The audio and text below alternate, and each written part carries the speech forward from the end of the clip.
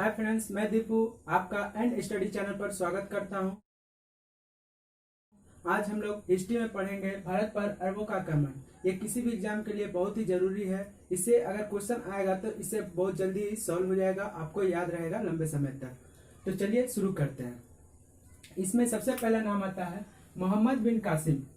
मोहम्मद बिन कासिम कौन है, कहाँ के थे और भारत क्यों आए थे, तो इस इनके बारे में जानते हैं। मोहम्मद बिन कासिम जो थे अरब देश के राजा थे, शासक थे, जिन्होंने 712 ईस्वी में भारत में इनका आगमन हुआ था, या कह सकते हैं कि इन्होंने आए थे भारत में 712 ईस्वी में। 712 ईस्वी में पहली बार इन्होंने सिंध प्रांत के क्षेत्र में आए थे, और उस समय वहां का सिंध प्रांत का जो राजा था, राजा का नाम था दाहिर। राजा का नाम था दाहिर सिंध प्रांत के। तो मोहम्मद बिन कासिम और दाहिर के बीच वहां पर युद्ध होता है, और युद्ध में बुरी तरह से दाहिर का हार हो जाती है, और उसमें मोहम्मद बिन कासिम जो होते हैं विजय होते हैं। तो उस क्षेत्र पर अब मोहम्मद बिन कासिम का अधिकार हो जाता है, और वहां के धन दौलत संपत्ति जितने भी रहते हैं उन पर उनका पूर्ण तरह से अधिकार हो जाता है, वहां पर उनका शासन हो जाता है। अब वो धीरे धीरे क्या करते हैं कि वहां का धन दौलत जो होता है वो अपने देश ले जाने लगते हैं, और इस क्षेत्र में प्रभाव बढ़ाने के लिए धर्म प्रचार करना शुरू करते हैं। तो इसके लिए अपने देश के जो धर्म गुरु होते हैं, इस्लाम धर्म का जो धर्म गुरु होते हैं, उनको बुलवाते हैं भारत, और यहाँ पर धर्म प्रचार करवाना चाहते हैं, क्योंकि यहाँ पर हिंदू लोग की संख्या काफी थी, इसलिए यहाँ पर प्रचार करवाना चाहते थे, और यहाँ पर लंबे समय तक शासन करना चाहते थे। भारत के आंतरिक भाग में घुसने के लिए ये बहुत ही जरूरी था। तो वहां से इस्लाम धर्म के धर्म गुरु आते हैं और यहाँ पर धर्म प्रचार करते हैं। ये धर्म प्रचार विभिन्न तरह से करते थे। ये धर्म प्रचार विभिन्न तरह से इसलिए करते थे क्योंकि इनका मुख्य 3 तरह से था। कोई इस्लाम धर्म को इस्लाम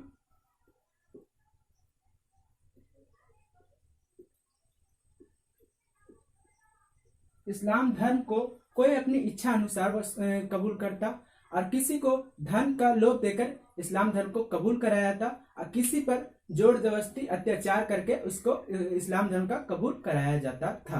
तो चलिए अब आते हैं दूसरे महत्वपूर्ण टॉपिक के ऊपर। इसमें पढ़ते हैं महमूद गजनी। तो इससे पहले जानते हैं कि गजनी साम्राज्य का स्थापना किसने किया और कब किया। इसमें सबसे पहला नाम जो आता है वो आता है अल्पगिन। अल्पगिन एक तुर्क सरदार थे, जिन्होंने गजनी साम्राज्य का स्थापना किया था 932 में। इन्होंने गजनी साम्राज्य का स्थापना 932 ईस्वी में किया था, और गद्दी पर बैठे थे, अपना शासन व्यवस्था शुरू किया। उसके बाद उनके मृत्यु के बाद उनका दामाद, या कह सकते हैं गुलाम, सुबुक्तगिन गद्दी पर बैठते हैं, और ये गद्दी पर कब बैठते हैं? 977 ईस्वी में। 977 ईस्वी में बैठते हैं, और इन्हीं के द्वारा कोशिश किया जाता है कि भारत पर आक्रमण किया जाए, लेकिन ये सफल नहीं रहते हैं। तो और इसी के बीच उनका पुत्र महमूद गजनी का जन्म होता है 1 नवंबर 971 ईस्वी में जन्म होता है। और अब ये महमूद गजनी जो है सुबुक्तगिन के कार्यकाल में ही खुरासान के शासक होते हैं। चलिए अब आते हैं दूसरे महत्वपूर्ण टॉपिक की ओर, महमूद गजनी। तो इससे पहले जानते हैं कि गजनी साम्राज्य का स्थापना किसने किया और कब किया। तो इसमें सबसे पहला जो नाम आता है अल्पगिन का आता है। अल्पगिन एक तुर्क सरदार थे, जिन्होंने गजनी साम्राज्य का स्थापना 932 ईस्वी में किए थे, और वहां के राजधानी का नाम इन्होंने गजनी ही रखा। और उसके बाद इन्होंने अपना शासन व्यवस्था को शुरू किया। और उसके बाद उनकी मृत्यु के पश्चात उनका दामाद या कह सकते हैं गुलाम, जो सुबुक्तगिन थे, उनकी गद्दी पर बैठते हैं 977 ईस्वी में। 977 ईस्वी में बैठते हैं। और इनसे पहले महमूद गजनी का जन्म 1 नवंबर 971 को होता है और इन्होंने अपने पिता के कार्यकाल में ही खुरासान के शासक थे। खुरासान के शासक थे अपने पिता के कार्यकाल में ही। सुबुक्तगिन जो थे भारत पर आक्रमण किए थे, जिसमें विफल रहे और वापस अरब चला है। उसका बाद उनकी मृत्यु, सुबुक्तगिन की मृत्यु के बाद मोहम्मद गजनी 998 ईस्वी में गद्दी पर बैठते हैं और इनकी गद्दी की मान्यता अल आदिल बिल्ला द्वारा दिया जाता है बगदाद के खिलाफ। इनकी गद्दी की मान्यता अल आदिल बिल्ला द्वारा दिया जाता है बगदाद के खिलाफ और इनको 2 उपाधि भी दी जाती है, यामीन उद दौला, यामीन उल मिल्ला। ये 2 उपाधि दिया जाता है। और इसके बाद जब ये गद्दी पर बैठते हैं तो इनकी उम्र महज 27 वर्ष की होती है, 27 वर्ष की होती है और इन्होंने भारत पर लगभग 17 बार आक्रमण किए। भारत पर 17 बार आक्रमण किए। जैसा कि मैंने आपको बताया कि भारत पर मोहम्मद गजनी ने 17 बार आक्रमण किए, लेकिन लास्ट बार आक्रमण जब भारत के पंजाब क्षेत्र में किए और उस समय मतलब लास्ट बार जो 1001 में आक्रमण किए पंजाब के क्षेत्र में और उस समय वहां पर पंजाब के क्षेत्र में जो जिसके शासन था वो जयमाल का था। ये शाही वंश से रिलेशन मतलब कि संबंध रखते थे, तो जयमाल शाही वंश से संबंध रखते थे और मोहम्मद गजनी और जयमाल के बीच 1001 ईस्वी में इन दोनों के बीच युद्ध होता है।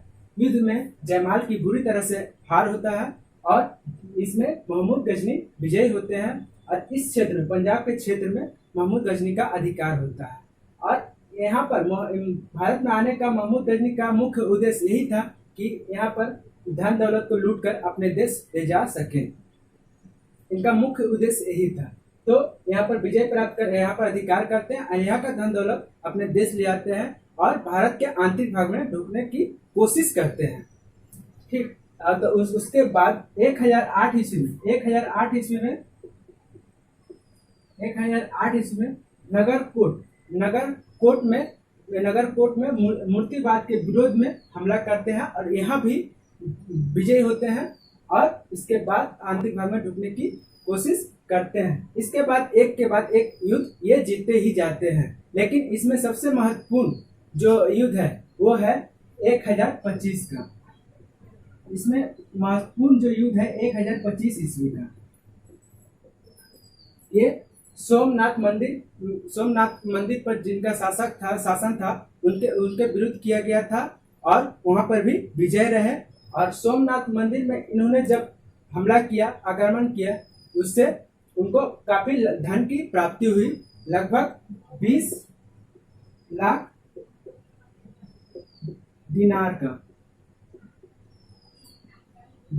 दिनार का इनको धन की प्राप्ति हुई और यहाँ पर भी वे अपना शासन शुरू किए और काफी क्षेत्रों में, भारत के काफी क्षेत्रों में इनका शासन लागू हो गया और ये 20 लाख धन को अपने देश ले जा रहे थे।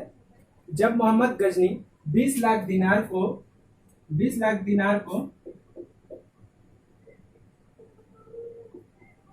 अपने देश ले जा रहे होते हैं, तब रास्ते में जाटों का समूह इन पर हमला करता है और ये 20 लाख दिनार को उनसे लूट लेता है, जिससे मोहम्मद गजनी को वहां पर हार का सामना करना पड़ता है और वो फिर अपने देश जाते हैं और उनका अंतिम युद्ध जाटों के खिलाफ ही होता है, जो 1027 ईस्वी को होता है और इनकी मृत्यु 1030 ईस्वी में हो जाती है। ये महमूद गजनी पहले ऐसे व्यक्ति थे जिन्होंने सुल्तान की उपाधि प्राप्त की थी। यहाँ पर महमूद गजनी का जो चैप्टर होता है इसका खत्म होता है। अगर आपको मेरा वीडियो ये अच्छा लगा हो या इसमें कुछ प्रॉब्लम हो तो कमेंट बॉक्स में आप कमेंट कर पूछ सकते हैं। और इस वीडियो को लाइक करें, शेयर करें, सब्सक्राइब करें।